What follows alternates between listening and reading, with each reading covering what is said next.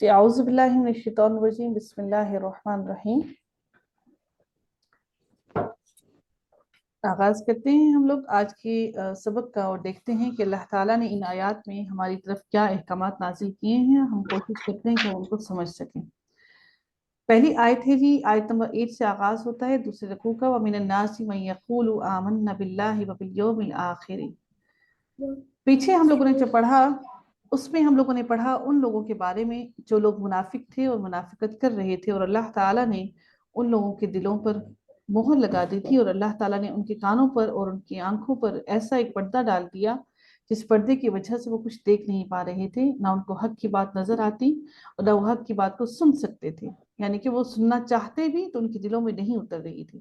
Some times ایسا ہوتا ہے کہ جیسے فار ایگزامپل جب ایک انسان پر غشی طاری ہو جاتی ہے تو غشی طاری ہونے کی وجہ سے اس کے آس پاس جو کچھ بھی ہو رہا ہوتا ہے وہ اس کو اس کی کانوں کے اندر اس کے دل میں نہیں اتر رہا تھا، وہ he is unable to understand the things۔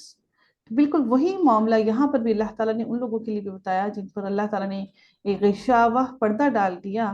وہ ایک ایسا پردہ ہے جو ان کے اندر کوئی بھی خیر کی بات اترنے نہیں دیتا ہے۔ تو اللہ رب العزت نے ایسے تمام کے تمام لوگوں کے لیے ایک بہت بڑا عذاب تیار کر رکھا ہے، جس کے لیے ہم لوگ سوچ بھی نہیں سکتے کہ اس کی شدت کیا ہوگی۔ اگلی آیت میں دیکھتے ہیں کہ اللہ تعالیٰ ارشاد فرماتے ہیں کہ وَمِنَ النَّاسِ مَن يَقُولُ آمَنَّا، اور وہ جو لوگ منافقین تھے جو نبی اکرم صلی اللہ علیہ وآلہ وسلم کو یہ کہہ رہے تھے کہ ہم ایمان لے آئے ہیں۔ کس پر ایمان لے آئے ہیں؟ اللہ رب العزت پر۔ ان کے ایمان نہ لانے کی سب سے بڑی وجہ کیا تھی؟ وہ کہتے تھے، ان کو سب سے بڑا مسئلہ یہ تھا کہ ہم اپنے آباء و اجداد کی باتوں کو، اپنے آباء و اجداد کے طور طریقوں کو کس طرح سے چھوڑ سکتے ہیں، جبکہ اتنے سالوں سے، اتنی صدیوں سے ہم وہی کچھ کرتے چلے آ رہے ہیں جو ہمارے آباء و اجداد نے ہمیں سکھایا۔ یاد رکھیے گا کہ عرب کا جو علاقہ تھا اس میں حضرت ابراہیم علیہ السلام کے بیٹے حضرت اسماعیل علیہ السلام کے بعد کوئی بھی نبی نہیں آئے، تو ان کے بیچ میں حضرت اسماعیل علیہ السلام کے اور نبی اکرم صلی اللہ علیہ وآلہ وسلم کے بیچ میں ایک بہت بڑا گیپ تھا۔ باقی جو انبیاء کرام آئے وہ سارے کے سارے ان علاقوں میں، فلسطین، مصر اور ان علاقوں میں آئے، لیکن وہاں پر کوئی بھی نبی نہیں تھے، ٹھیک ہے۔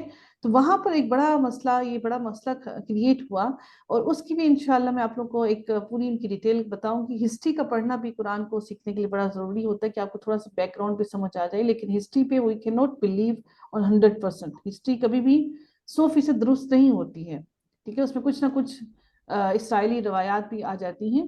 تو اب وہ ان لوگوں کے اندر اتنی چیزیں آ چکی تھیں، اتنا کچھ ان کے اندر بگاڑ آ چکا تھا، کیونکہ ان کے بیچ میں کوئی بھی نبی نہیں تھا، ان کے بیچ میں کوئی اصلاح کرنے والا موجود نہیں تھا۔ چھوٹی سی بتا دیتی ہوں آپ لوگوں کو کہ خانہ کعبہ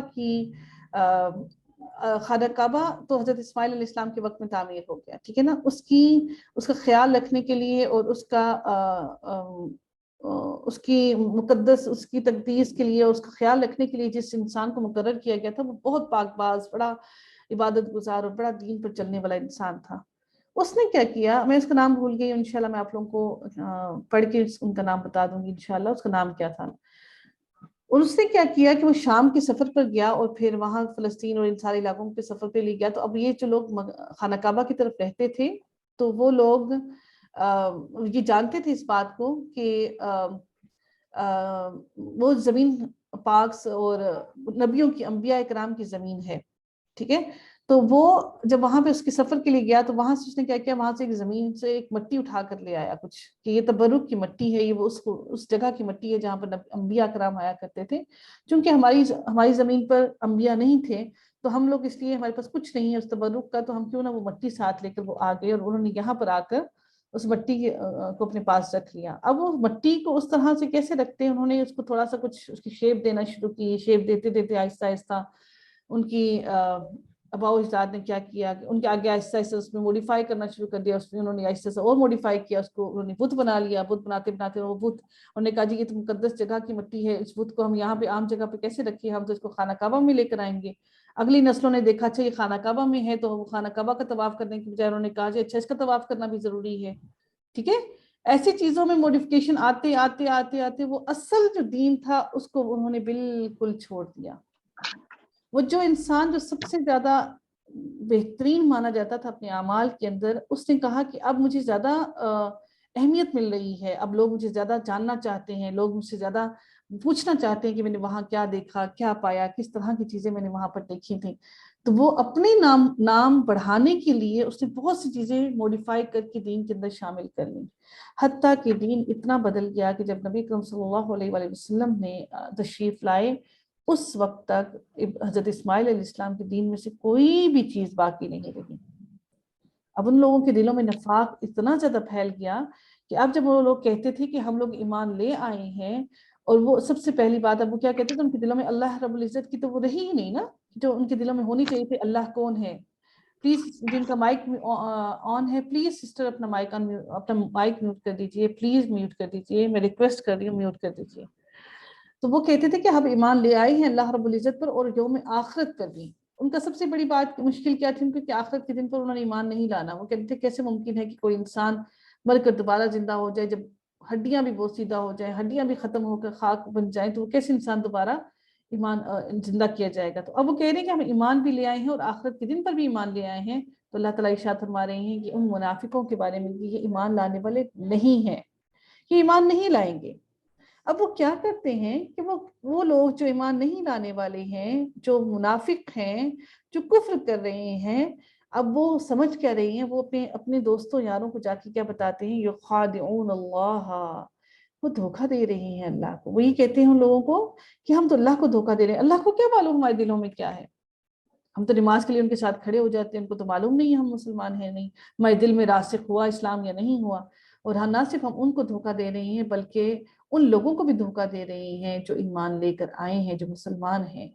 اب اللہ تعالیٰ کیا ارشاد فرماتے ہیں، وَمَا يَخْدَعُونَ، تو وہ دھوکہ نہیں دے رہی ہیں، نہ تو وہ اللہ کو دھوکہ دے رہی ہیں اور نہ وہ ایمان والوں کو دھوکہ دے رہی ہیں، کیونکہ اللہ تعالیٰ ان کی چہرک سے بھی واقف ہے، ان کے دلوں میں اٹھنے والے وسوسوں سے بھی واقف ہے. سبحان اللہ، کیا خوبصورت ہمارا رب ہے کہ جب ہمارے دلوں میں کوئی برائی کا وسوسہ اٹھتا ہے تو اللہ تعالیٰ اس کے لیے ہماری برائی نہیں لکھ دیتا جب تک کہ ہم وہ برا فیل کر نہ دیں. لیکن جب ہمارے دل میں کوئی نیکی کرنے کا جذبہ اٹھتا ہے، ہم دل میں سوچتے ہیں کہ ہم یہ نیکی کر لیں، تو ہمارے وہ سوچنے پر بھی اللہ تعالیٰ ہمیں نیکی ہمارے لیے لکھ دیتا ہے. سبحان اللہ. اللہ چاہتا ہے کہ ہماری گردنوں کو جہنم کے عذاب سے محفوظ کر لے، اللہ چاہتا ہے کہ جہنم کی آگ سے ہمیں محفوظ کر لے، لیکن ہم ہی ہیں جو بڑے ظالم ہیں، ہم ہی ہیں جو اپنے آپ پر ظلم کیے جا رہے ہیں. وما يخدعون الا انفسهم، اور وہ دھوکہ نہیں دے رہے ہیں ان لوگوں کو، نہ اللہ کو، بلکہ وہ اپنی جانوں کو، اپنے آپ کو ہی دھوکہ دے رہی ہیں، کیونکہ اللہ تو ہر چیز سے باخبر ہے اور وہ اس چیز کا شعور بھی نہیں رکھتے کہ وہ دھوکہ دے رہے ہیں. وہ کس کو دھوکہ دے رہی ہیں؟ ان کو اس چیز کا علم ہی نہیں ہے. اب اللہ تعالیٰ فرماتے ہیں فی قلوبہم مرض، ان کے دلوں میں ایک مرض لاحق ہے، ان کے دلوں میں ایک بیماری لاحق ہو گئی ہے. فزادہم اللہ، وہ بیماری کیا ہے؟ وہ نفاق کی بیماری ہے.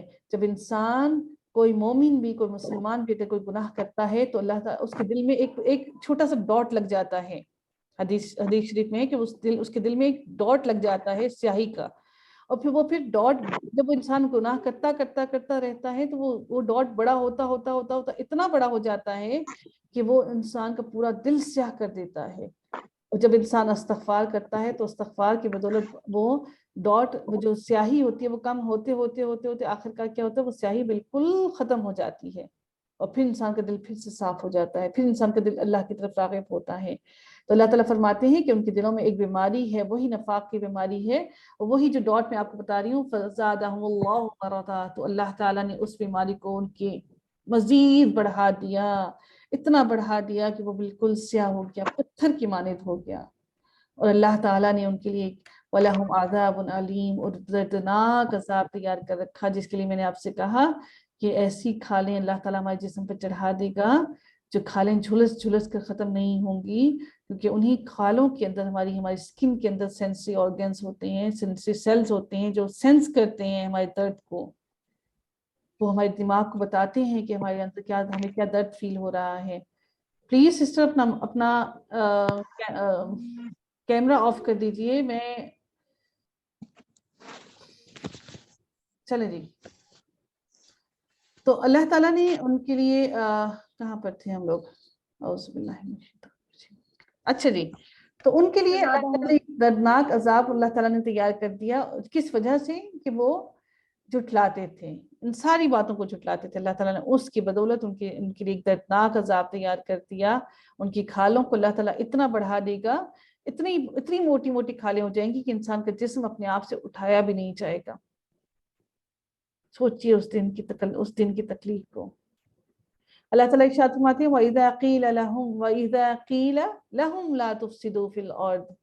اب اللہ تعالیٰ فرما رہے ہیں کہ یہ زمین جو ہے، اس زمین میں تم فسادی بن کر نہ گھومو پھرو، یہ زمین میری ہے، اس زمین میں فساد مت برپا کرو، اس زمین میں لڑائی جھگڑے مت کرو. تو وہ کیا کہتے ہیں؟ قالوا انما نحن مسلمون، ہم تو اصلاح کرنے والے ہیں. آج بھی ہم اپنے معاشرے میں دیکھتے ہیں تو کیا کرتے ہیں خواتین، کیا کرتی ہیں، خواتین ہوں یا مرد ہوں، آج کل مردوں کا بھی عورتوں والا ہی حال ہو گیا ہے. اللہ تعالیٰ مردوں پر بھی رحم فرمائے. نبی اکرم صلی اللہ علیہ وسلم نے فرمایا کہ اے عورتوں، اپنے آپ کو زیادہ سے زیادہ صدقہ دیا کرو، کیونکہ میں جہنم میں سب سے زیادہ عورتوں کو دیکھتا ہوں، کیونکہ عورتیں سب سے زیادہ مفسدوں کا کام کرتی ہیں، لڑائی جھگڑے کرواتی ہیں، غیبت کرتی ہیں. تو اللہ نبی اکرم صلی اللہ علیہ وسلم نے فرمایا زیادہ سے زیادہ صدقہ کیا کرو، تاکہ صدقے کی وجہ سے تمہاری گناہ معاف کر دیے جائیں. تو جب وہ چنگاری چھوڑ دیتی ہیں چھوٹی سی کسی بات کی، تو پھر کیا ہوتا ہے کہ پھر جب جھگڑا بڑھ جاتا ہے تو پھر اس جھگڑے کو ختم کرنے کی کوشش کرتی ہیں. تو اللہ تعالیٰ کو فرماتے ہیں کہ جب اللہ تعالیٰ نے ان سے کہا کہ تم زمین میں فساد برپا نہ کرو، لڑائی جھگڑے مت کرو، تو آگے سے وہ کیا کہتے ہیں؟ ہم تو لڑائی جھگڑے کرنے والے نہیں ہیں، ہم تو اصلاح کرنے والے ہیں. یہ بھی منکرین کی، منافقین کی اور کفار کی ایک اور نشانی اللہ تعالیٰ نے بیان کر دی. آپ سوچئے کیا یہ نشانی ہمارے معاشرے میں نہیں ہے کیا؟ 99% ہمارے معاشرے کے اندر یہ نشانی اتنی بڑھ چکی ہے کہ ہمارے کوئی بھی گھر ان چیزوں سے محفوظ نہیں ہے. اللہ تعالیٰ پھر ان کو خبردار کرتے ہوئے متنبہ کرتے ہیں، یہ زمین اللہ کی ہے اور اللہ کی زمین کے اندر فساد برپا کرنا ہم میں سے کسی کو الاؤ نہیں ہے. خبردار، الا خبردار، انہم هم المفسدون ولکن لا یشعرون. وہی ہیں جو مفسد ہیں، فسادی ہیں، جو فساد کرنے والے ہیں، جو کہہ رہے ہیں ہم اصلاح کرنے والے ہیں، لیکن وہ اس چیز کا بھی شعور نہیں رکھتے ہیں. جب شعور ہی اللہ چھین لے، جب شعور ہی باقی نہ رہے، تو انسان کے اندر دیکھیں علم حاصل کرنا اور شعور حاصل ہونا دو بالکل مختلف چیزیں ہیں. لازمی نہیں ہے کہ ہر انسان جس کے پاس علم آ جائے وہ شعور رکھنے والا بھی ہو. اللہ تعالیٰ ارشاد فرماتے ہیں وَإِذَا قِيلَ لَهُمْ آمِنُوا كَمَا آمَنَ النَّاسُ.